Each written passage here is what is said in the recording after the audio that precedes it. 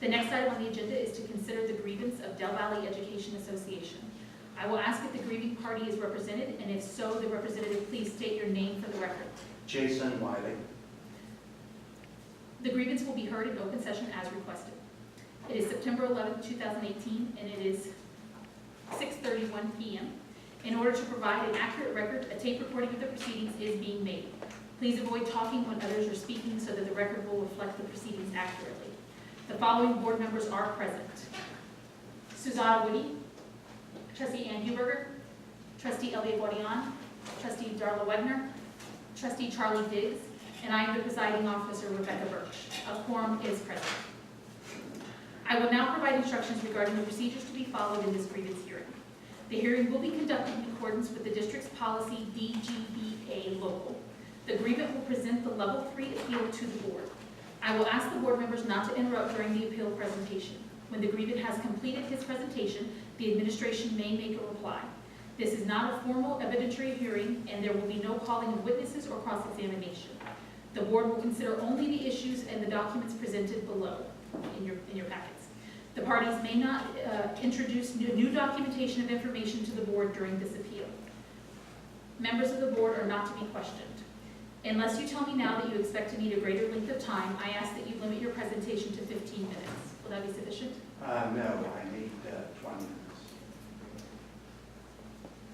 The board will allow 20 minutes for the grievance presentation. In the interest of fairness, I want to give both sides the same amount of time. If warranted, I may provide additional time as necessary to wrap up.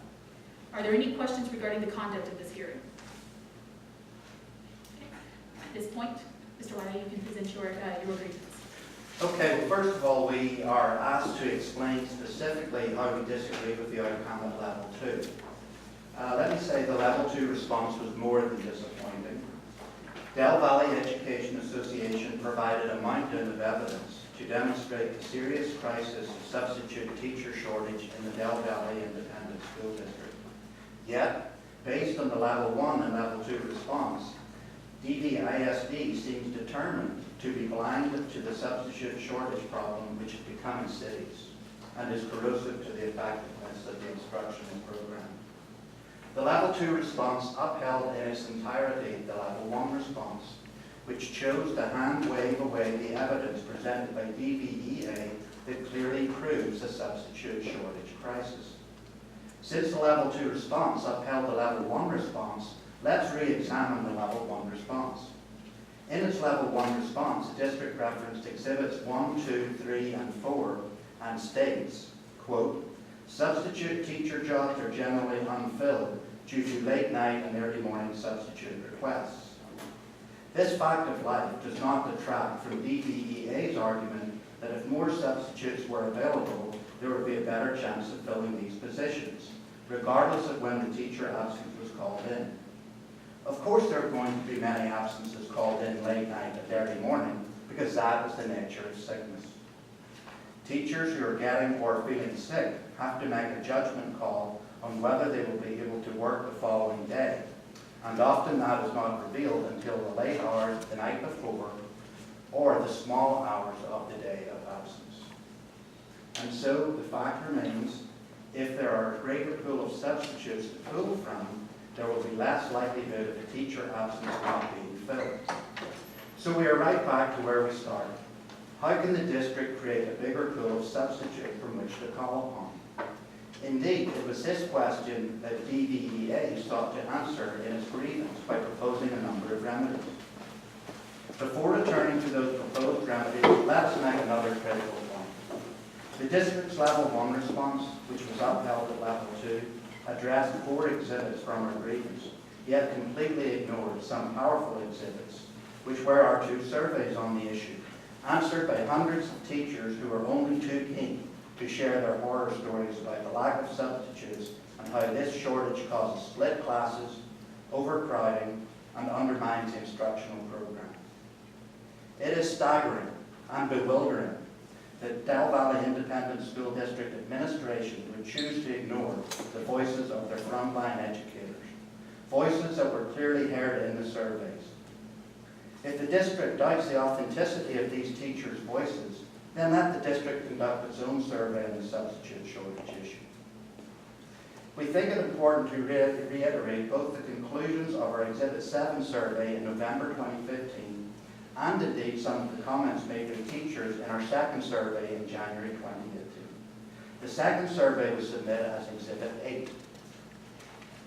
First, let us repeat the conclusions of DVEA's survey of November 2015. And this is essentially a summary of the results.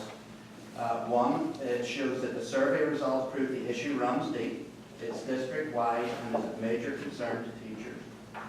Two, over 90% of respondents said there's a sub-teacher shortage at least once a week. Over 70% of respondents said there's a sub-teacher shortage more than once a week. 3/4 of respondents said that in the event of a sub-teacher shortage, classes are frequently split and students dispersed to other teachers' classes. 2/3 of respondents believe that in the event of a sub-teacher shortage where students are added to their class, successful instruction is undermined. And almost half of survey respondents believe education code provisions related to planning and prep time are being violated as a result of the substitute teacher shortage issue. And last but not least, 20% of respondents have been denied a leave day as a result of sub-teacher shortages. Now, moving on, I would like to read just a few of the dozens of comments from our second survey on the issue conducted in January 2018. The following comments concern students being assembled in the gym or auditorium in the absence of a sub or split up and added to another teacher's class. So, teacher number 1 says, very disruptive for my students. Students miss instruction. Another says, as a special areas teacher, even when one of us is absent, all students have to be confined in the gym. It is very distracting to the students and it really interferes with behavior and instruction. We lose out on an entire week's worth of instruction. Another said, it is especially stressful that students from a regular classroom join my bilingual class and I can't include them in my reading block since it is all done in Spanish and they don't understand. Yet another said, this split creates crowded circumstances and changes the whole momentum of an already established group, as well as makes for lessons to have to be adapted for extra students. Yet another says, splitting classes is a major inconvenience, especially if the teacher does not have to prepare for this. The split students are usually not learning anything. I don't have extra copies to include them on my lesson, and I also usually do not have enough seats to accommodate the extra students, so they often sit on the floor.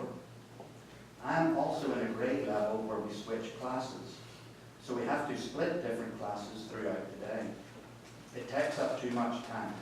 It is also a pain to plan for this as a teacher. Not only do we have normal sub-plans with a lesson to be taught, but we have to plan for no sub, which often means making busy work. And here's some other more general comments by the substitute teacher. And these are all from educators in the field, by the way. I've been guilted into giving up my conference period to cover another teacher's classes, thus not giving me time to grade during the day and putting me behind schedule. Another said, we often have to cover classes during our conference periods, which goes back to the issue of planning and prep time as enshrined in the Texas Education Code. Another teacher said, I'm the inclusion ELAR teacher. I am often pulled to cover classes, sometimes more than once a week. It takes away from the special education students' services. There is no room to say no to being pulled. Complaints have been given to administration. RTI, SPED, and dyslexia teachers are pulled from their classes to cover grade rooms and be substitutes. Another teacher says, the substitute teacher shortage has affected me in various ways, most often being that RTI teachers are unable to perform their instructional duties for our students with high needs because they are pulled elsewhere to fill in as subs. I've also been denied participation in off-campus professional development due to last-minute substitute shortages. These issues may be inconvenient to me, but what bothers me most is that it is a disservice to our students and our RTI teachers. RTI teachers are professionals. not pawns to be moved without consideration to their instructional plans and progress with students. Another teacher said, sums it up well, "It is a real crisis. I was sick for 2 weeks and I had a hard time recovering because I could not get a day off. I would put in an absence and delete it in the morning when I saw no one had picked it up. I felt bad making my team take on that burden of splitting classes." Another said, "I also feel that one of the issues with the sub shortages is that sometimes the front office would rather pull someone to cover instead of having to call subs to come in." Here's a particularly sad comment that reflects the reality of what's occurring in the district. This teacher said, "I had the flu and a fever and felt conflicted about calling into work. I felt guilty taking a day to recover because it would put additional stress on other teachers. I felt concerned that my students would not get coverage or one of my team members would have to cover my classes. This should not be something that I should have to worry about when I'm sick. I considered coming to work with a fever because it would be easier." Another teacher said, "My bigger concern isn't how it impacts me when other teachers don't have subs. It's how it impacts student learning. Teachers need to know that when they are out, they can lead lesson plans that will be followed. When there is no substitute, these lesson plans do not get reliably enforced and student learning is impacted." And one more for you, as if all the rest weren't enough, but I have one more. "We often have to volunteer conference periods to cover classes. Sometimes this leads to a lack of planning time, forcing us to have to lesson plan or make copies outside of our hours of duty. Often a teacher's class is covered by 6 different people for each period, each person unsure of what to do with the students, so the students miss out on a whole day of instruction. We need to offer more pay for substitute teachers to encourage them to sub here." So clearly, the district has a substitute shortage crisis, and failing to act in a meaningful way to resolve the problem is unfair to teachers, and most importantly, unfair to students. Let me address in detail the level 1 response from Tammy Williams-Hill, which was upheld at level 2 by Gabriel Munoz, and consider DVEA's proposed remedies. The Del Valley Education Association proposed 7 remedies that, if implemented, we believe have the potential to greatly improve the situation. Number 1, we ask that the district attract more substitutes through increasing substitute pay. The district's initial response to this was, quote, "After researching the surrounding districts of Elgin, Austin, and Manor ISD, Del Valley ISD substitutes rates of pay are comparable. There is nothing to support the contention that increasing pay will aid the district in filling vacancies. The request to increase substitute pay is denied." Okay, this is how we responded. This is deeply illogical. How can Ms. Williams-Hill say there is nothing to support the contention that increasing pay will aid the district in filling vacancies when increasing pay above that of area districts has not even been attempted? The logical thing to do would be to increase the sub-pay above neighbouring districts and then assess the impact of the pay raise on the sub-shortage issue over for perhaps a 2-year period. Only once the effort is made can you evaluate the success. The second remedy we called for, and by the way, when we surveyed our members, we did ask them, okay, yes, we know that we see that there's a problem here, but please offer us some solutions so that we can take to administration. And this is where we really pulled our remedies from. But remedy number 2, we asked that a longevity pay reward be created for substitutes who work beyond 80 consecutive or non-consecutive days in a year, that they would automatically receive an additional $5 per day for any sub work around the following school year. Well, to credit to the district, such an incentive is already in place, and as such, we withdrew this proposed remedy in our level 2. However, our third remedy was the idea that the district could provide substitutes free breakfast and lunch from the cafeteria.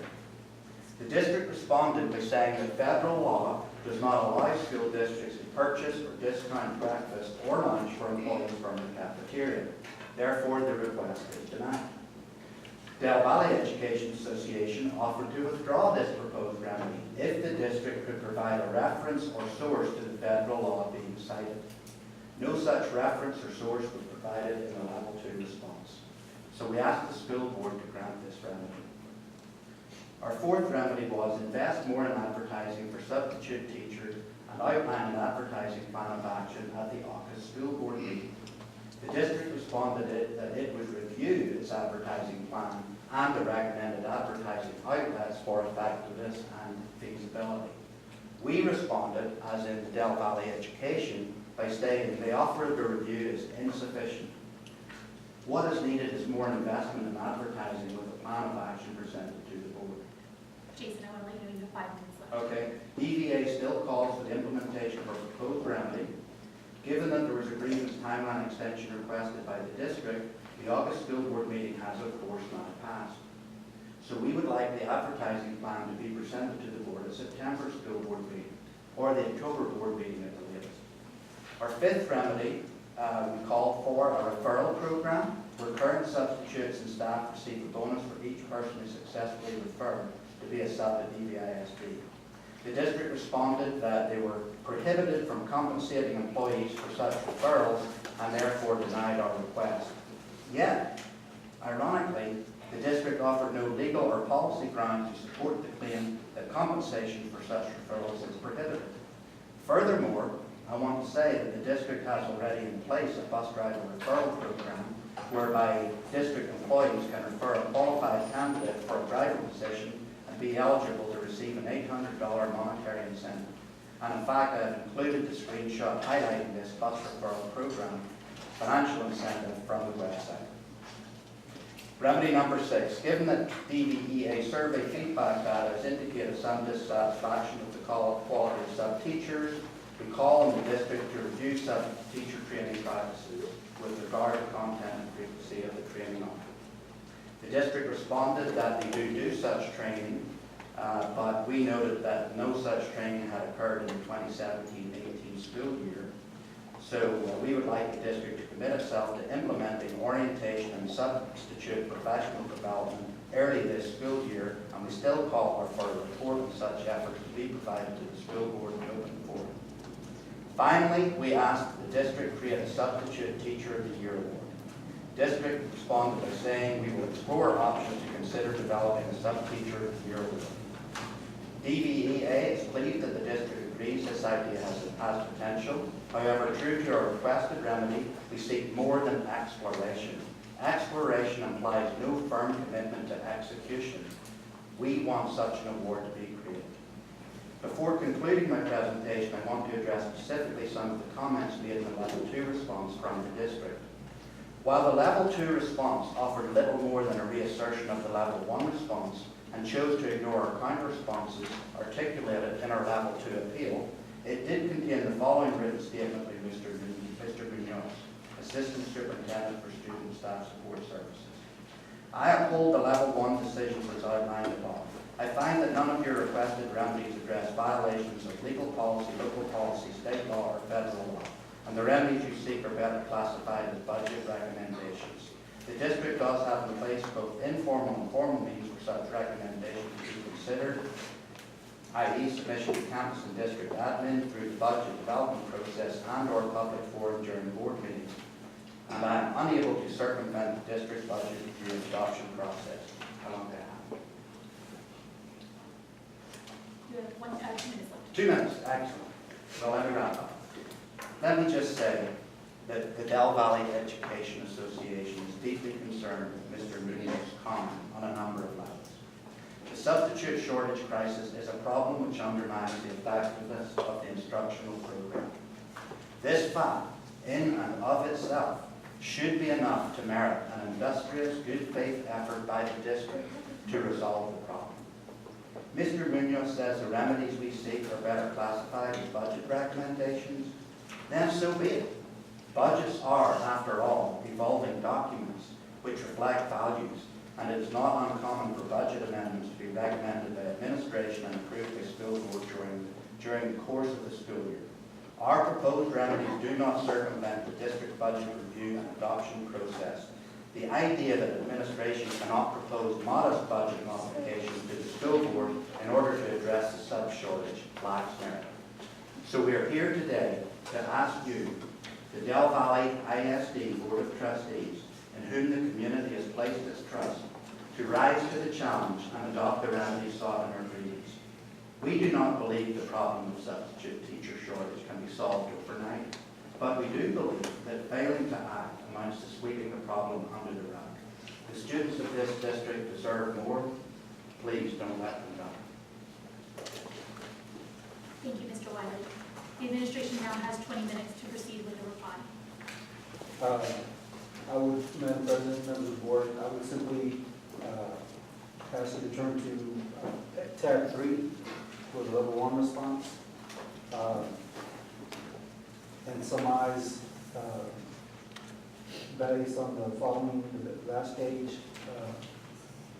I oppose the level 1 decision as outlined above. I find that none of the remedies requested address violations of legal policy, local policy, state law, or federal law, and by such, the process of going through a level 1, 2, or 3 grievance is such so that one of those types of violations can be addressed. The remedies that are sought, as I stated, were better classified as budget recommendations, and therefore don't have the authority to circumvent the district's budget review process or adoption process for making such approval of those remedies as requested. Do you have further? I'm happy to answer any questions that you may have. Follow the process.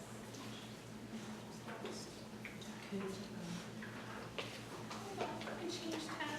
Lost my paper. Give me a second.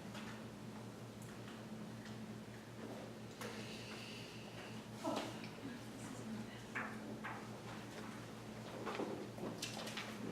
Never mind. It's been a long day. All right. Thank you, Mr. Munoz. The level 3 appeal presentations are now concluded. I will now ask if board members have any questions for the agreement.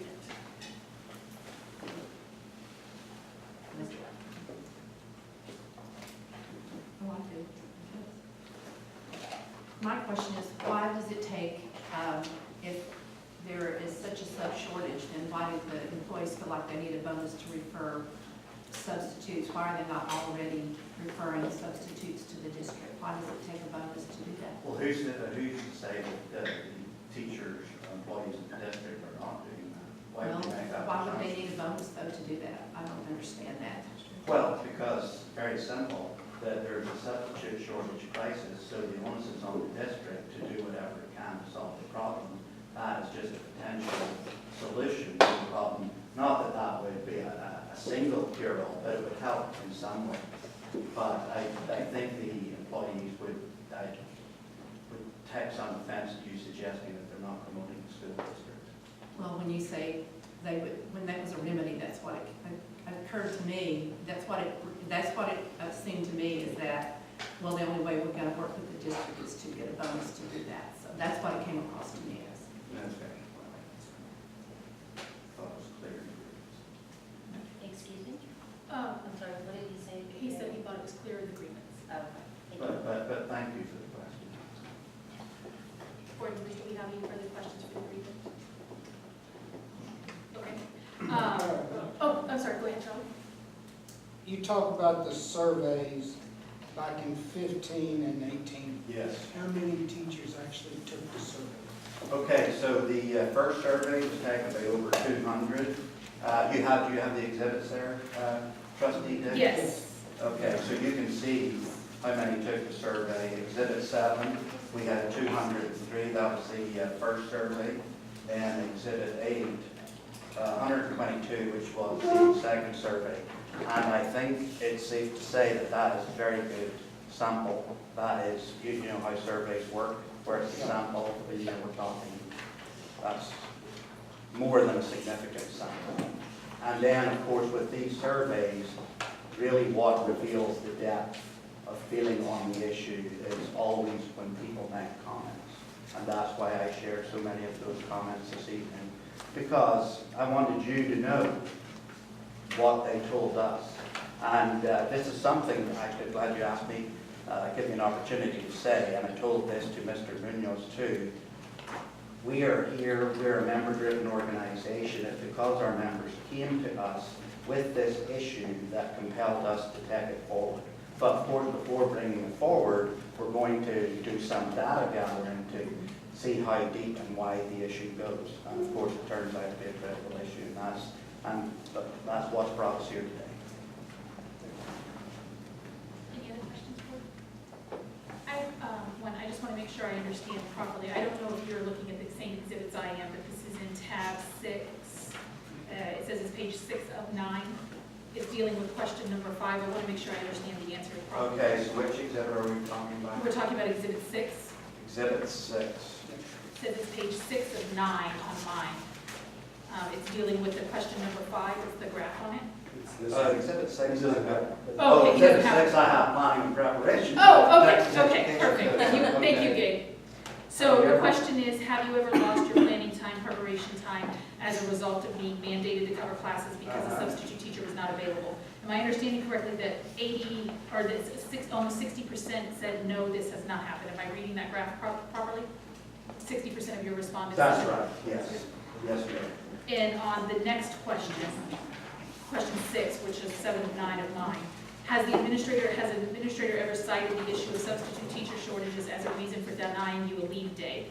Am I to understand that 80.39% said that no, this was not an issue? So 80% of your survey results said no, this was not an issue for them?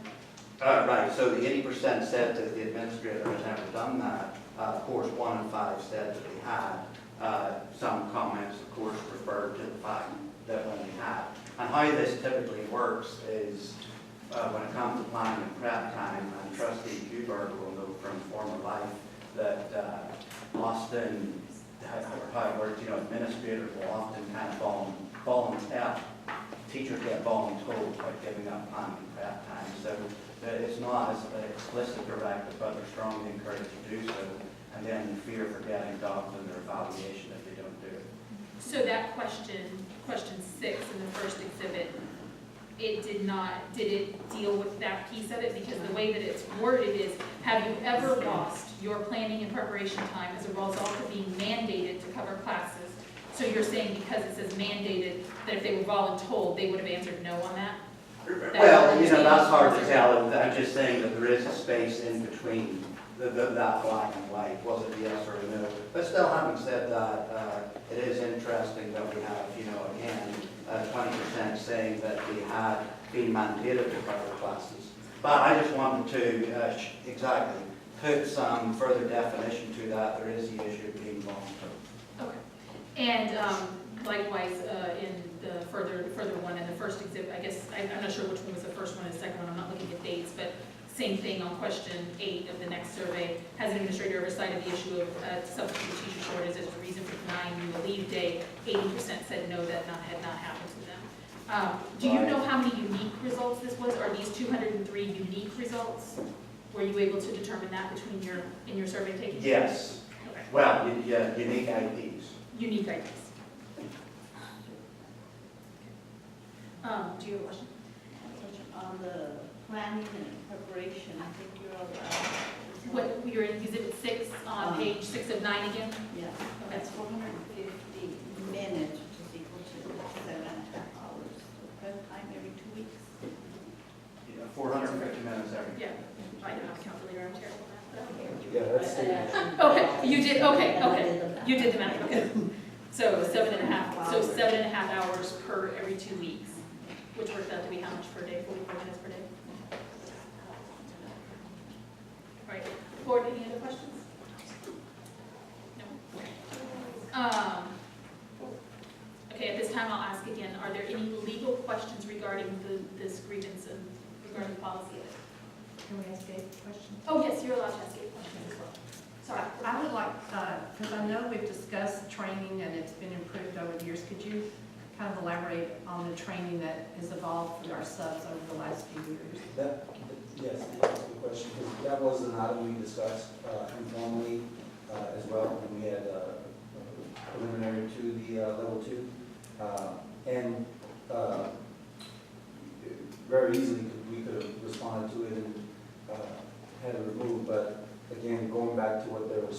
far as remedies, there was no violations of any legal. So, but Jason mentioned that he was not aware of any training updates for 17-18. There were, in fact, many opportunities for substitutes to provide training, more so the folders and the orientations that were provided to each of the substitutes last year were enhanced so that they felt more a part of the campuses and welcomed by the campuses. And so there was a lot of efforts made, purposeful efforts made to make sure that they were well trained, but also welcome and they felt a part of the campus culture there. And one of the discussions that came up was the offerings, what the day and time with the orientation were changed up as well, so that if you couldn't come in the morning, then you would come in the afternoon to afford everybody the opportunity to still show up for orientation.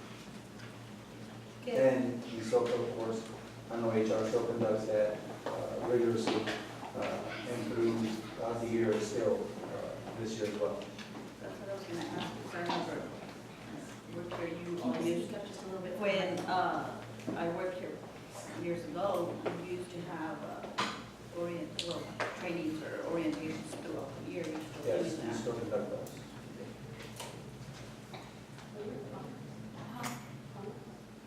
Just a question. No, just questions at this point in time, sorry. Any other questions? Then I'll ask the board again, are there any legal questions that you have regarding the grievance process or this section? Okay, so then we will not go into closed session. I will now instruct the members of the board regarding the proper process of reaching a decision in this appeal.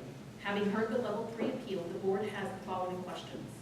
The board may vote to grant the appeal, which means that we believe the appeal has merit and the relief requested should be granted. We may also vote to deny the appeal, which means that we believe the administration acted appropriately and therefore relief requested should be denied. Finally, we may grant in part and or deny in part any and all of the relief requested. Throughout the decision-making process, the board should consider only the complaint presentation and reply presented tonight at the meeting and the local record of grievance. We are not to consider any statement or other information that we may have heard outside of this meeting. Are there any questions in regard to how that will go forward? Okay, and I don't know if you have this in front of you. So basically, at this point, we can go forth and we would make a motion. So the motions that we can make are, as I stated, we can approve, we can make a motion to grant the grievance appeal and direct the administration. We can make a motion to affirm the decision of the administration and deny the grievance, or we can do all or in part, how we want to go forward. So those are the types of motions that we would make forward. Any questions regarding how the motion should be done? No. Okay. At that point, do I have a motion for the grievance? I'd like to make a motion to affirm the decision of the administration and deny the request. Susanna makes a motion to affirm the decision of the administration and deny the grievance appeal and the relief requested. Darla makes a second of that decision. Darla makes a second. We have a motion and a second. All of those in favor with this motion? If we wanted to make any comments, do we do that now? You can make comments now. Yes, I'm sorry, I forgot about the comments. Yes. Well, I wanted to, it bothers me that you all think our district doesn't care about substitutes. I find that extremely offensive. And since my career was brought up, substitutes have been an issue forever, and they're an issue in every district. And we've discussed, our board has discussed these sub-issues. We've raised salaries since I've been on the board. We've given the extra money on Fridays, the longevity. So that's something that the board, it is an issue that we address. I don't know if a lot of teachers understand with subbing, not everybody will sub every day, any class, any school. Subs will maybe only sub in one elementary or in one teacher's room or one grade level. They may only sub at the high school. They may only sub Mondays or Tuesdays or 2 days a week. And I have a neighbor that was called 16 times on the Friday before Labor Day. She had 16 offers to sub on the Friday before Labor Day, but she now does not take any calls. She only does arranged subbing. So I think that's one of the issues when the district mentioned the fact that it's the late night calls, which is, people get sick, children get sick. We know that. But I think teachers need to understand that we could have 1,000 subs, but that doesn't mean on the rolls that we're gonna have 1,000 subs ready to sub every day when those are needed. And so we're working with a lot of moving targets in a way. It's also a real low unemployment. And I know from my time, there were people that were signed up to sub that teachers said, please never send that person to my room again. We have those issues. And then on the other hand, we have subs that say, I am never subbing in that teacher's room ever again. So there's just a lot of moving parts to substitutes that I think teachers need to understand. And it's just not, just because you have a lot of subs on the rolls does not mean that you're gonna have a sub available every time. And I do think the district and the board cares about that. We know that the best thing, we want our teachers in the classrooms, we want a sub in the classroom, but it's just not always going to happen. And when a lot of teachers are calling in sick the morning of the Friday before Labor Day, that's gonna be a problem for trying to make sure there's a sub there for those days. We know Mondays and Fridays are the hardest days to find subs. And I know the district is working on that, and it's not something that the board ignores, and it's not that we don't realize it's an issue, but it's an ongoing issue, I believe, in every district in this country. And so that's why I will be voting to deny. I can add to that. Susanna had to vote next, and then you go. Yeah, I would like to echo what Ann said. Don't think that we are going to death there, because we heard you 2 years ago, and we have been working with the district, as a board, to try to improve substitutes and increasing what we can do. Like you said in your document, it's not going to happen overnight, but as a board, I do believe that we are doing what we can. We will continue to do what we can to make this the best district in the nation. Susanna, sorry, I'll leave you. And I was also gonna echo what these two ladies said, and back in the day when we used to have to call, it's been an issue forever with subs. And believe me, because I used to be the person that had to call. I worked at other districts, and I would be the one that actually had to pick up the phone and call and find a substitute, and even then it was hard. And yeah, I was also the one that had to arrange to have those classes covered. So it's an issue. It's been like, and forever. This has been an issue. Hopefully it can change. We can try. And like I said, it's not that we don't care or we don't look at it. It's finding ways to try and get it done. What do you want to do? Board members, we have a motion and a second. Is there any further discussion? All of those in favor of the motion? Six. Yeah, there's 6 of us. 6-0 in favor of the motion that the board affirm the decision of the administration and deny the grievance appeal and the relief is requested. At this point, the appeal is concluded. I thank the administration and I thank the grievance for their time. Time is 7:09.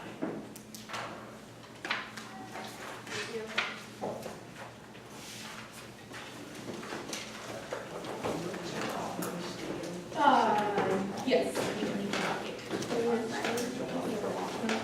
No, we have the minutes to sign.